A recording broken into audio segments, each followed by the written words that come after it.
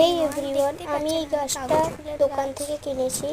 বাগান বিলাস নামে পরিচিত এই গাছ।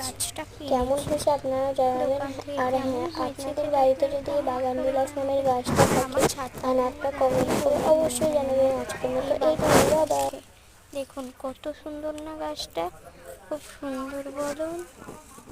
আর এত সুন্দর গাছ আপনাদেরকে দেখেছি, যাদের যাদের বাড়িতে আছে হচ্ছে বাগান বিলাস, তারা কমেন্ট করে জানাবেন। বাবা এভরিওয়ান, দেখতে পাচ্ছেন আমি কাগজ ফুলের গাছ, বাগান বিলাস এই সব নামে আপনারা হয়তো চেনেন।